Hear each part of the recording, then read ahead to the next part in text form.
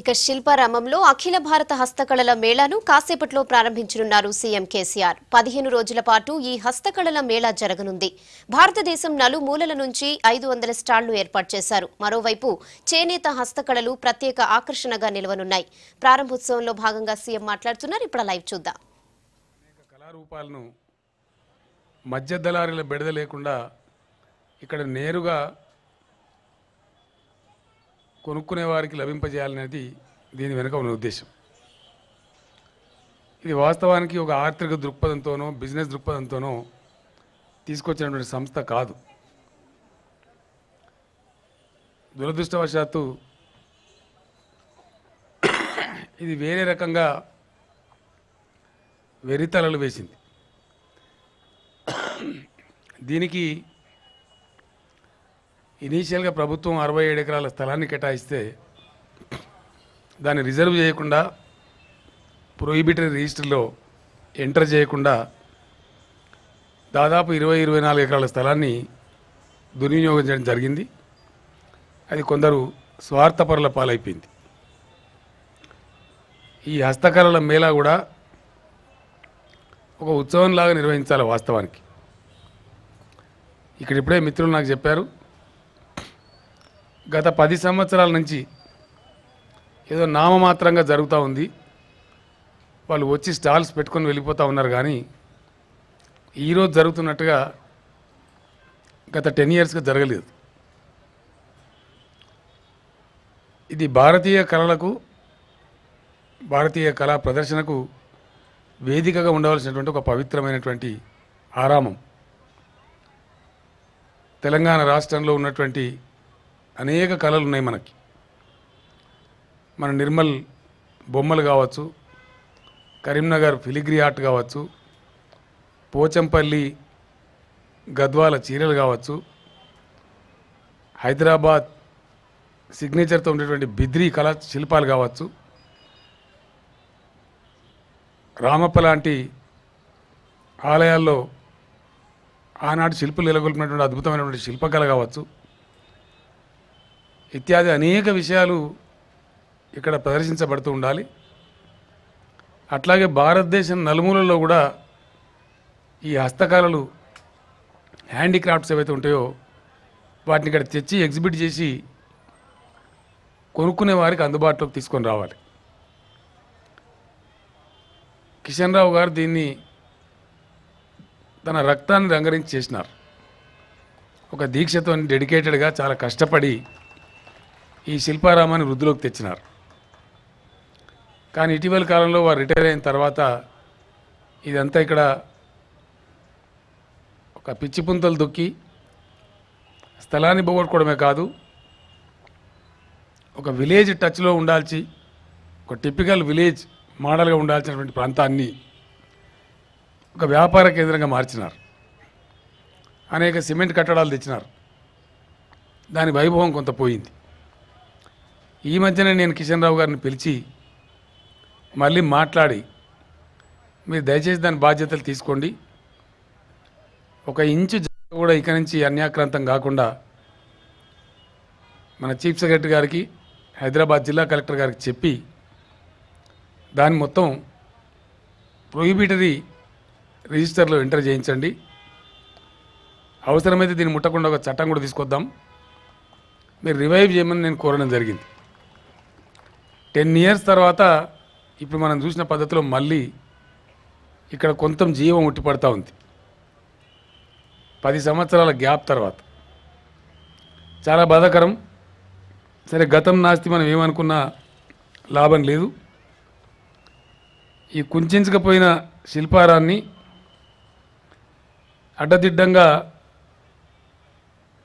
అందాన్ని దెబ్బతీసిన ప్రయత్నాలను వీలైనంత వరకు మినిమైజ్ చేసుకొని భవిష్యత్తులో అటువంటి ధ్వంసం జరగకుండా కాపాడుకుంటూ దీన్ని ఒక గొప్ప కళాక్షేత్రంగా ప్రపంచ పర్యాటకులను ఆకర్షించే విధంగా తీర్చిదిద్దాలని చెప్పి ఇక్కడ నిర్వాహకులు నేను కోరుతూ ఉన్నాను.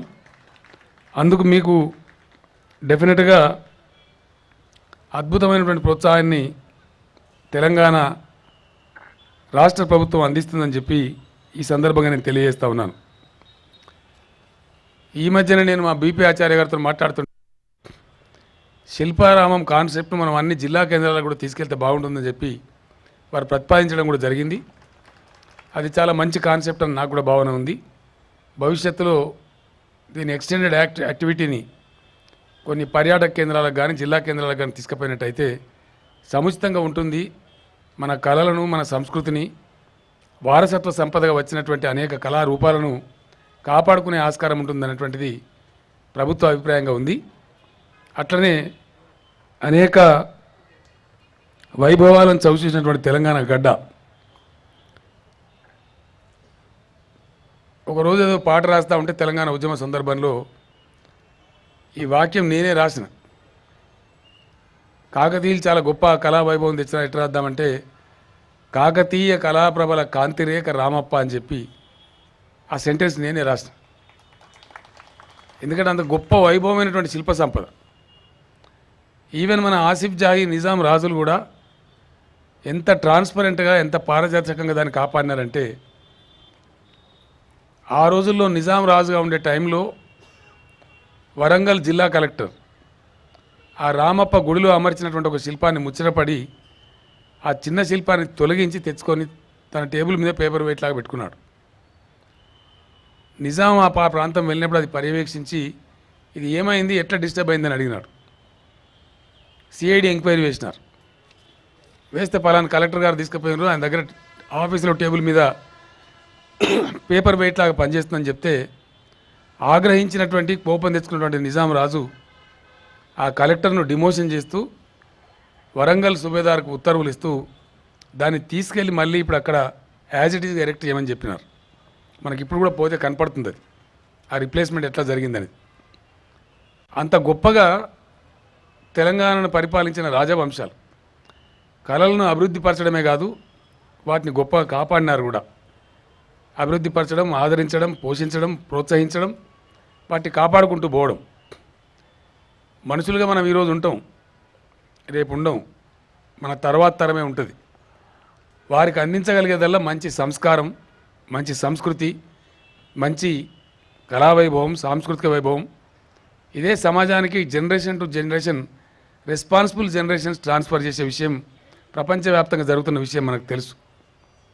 ఈనాటి ఈ నాగరిక ప్రపంచం ఒక రోజులో తయారు కాలే.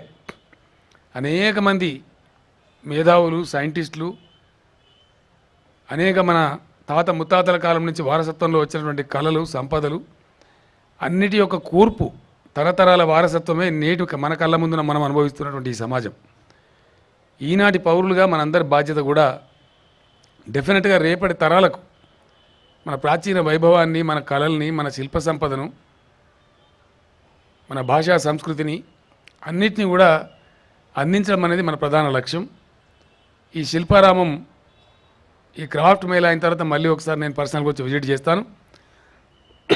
ఇక్కడ ఎటువంటి ఉత్తమమైన కార్యక్రమాలు చేపట్టవచ్చో, సంవత్సరం పొడవుతా కార్యక్రమాలు జరిగే విధంగా ఫుడ్ ఫెస్టివల్స్ కానీ మరొకటి కానీ ఏ విధంగా తీసుకోవచ్చో మనం చాలా చక్కగా ఏర్పాటు చేసుకుందామని మనం చేస్తూ ఉన్నాం. నిజానికి కిషన్ రావు గారు చాలా కృషి చేసి జంట నగరాల ప్రజలకు, తెలంగాణ యావత్ రాష్ట్రంతో పాటు జంట నగరాల ప్రజలకు అందించినటువంటి ఒక అపురూప కళాఖండం ఈ శిల్పారామం. కానీ ఈ విధంగా ఇది కొంత ధ్వంసం కావడం, కొంత కుంచుకపోవడం చాలా బాధ కలిగిస్తూ ఉంది. తెలంగాణ రాష్ట్ర ప్రభుత్వంగా నేను మీకు అందరికీ హామీ ఇస్తూ ఉన్నాను, డెఫినెట్గా శిల్పారామాన్ని ఒక అపురూపమైన కళాఖండంగా తీర్చిదిద్దడంలో ప్రభుత్వం మీకు అవసరమైన నిధులు కానీ ప్రోత్సాహం కానీ సంపూర్ణంగా అందజేస్తుందని, ఇక్కడ 10 మంది వచ్చి చూసిపోయే విధంగా ఏర్పాట్లు కూడా చేయడం జరుగుతుందని చెప్పి ఈ సందర్భంగా నేను మనవి చేస్తూ ఉన్నాను. देश के चौतरफ से जो हमारे भाई बंधुगण आए हैं अपने अपने वस्तुओं का यहाँ एग्जिबिट करने के लिए, मैं आपको सबको स्वागत कहता हूँ और आपको मेरा शुभकामनाएं। आपका ये स्टॉल जो है अच्छा सक्सेसफुली चले और एक अच्छा मैसेज छोड़ के और यहाँ से एक अच्छा मैसेज लेके आप चले जाए। I wish you all the best. ఈ రకంగా శిల్పారామాన్ని అన్ని విధాలుగా తీర్చిదిద్దుకొని నగరం నడిబొడ్డున ప్రధానమైనటువంటి ప్లేస్లో ఉన్నటువంటి గొప్ప కళాఖండం కాబట్టి దీన్ని పరిరక్షించుకుందాం, ముందుకు తీసుకెళ్దాం. అన్ని రకాలుగా కళలను ఆదరించేటువంటి ఒక గొప్ప సంస్కారం ఉన్న రాష్ట్రంగా తెలంగాణ రాష్ట్రాన్ని కూడా తీర్చిదిద్దుకుందామని మనవి చేస్తూ నేను విరమిస్తా ఉన్నాను.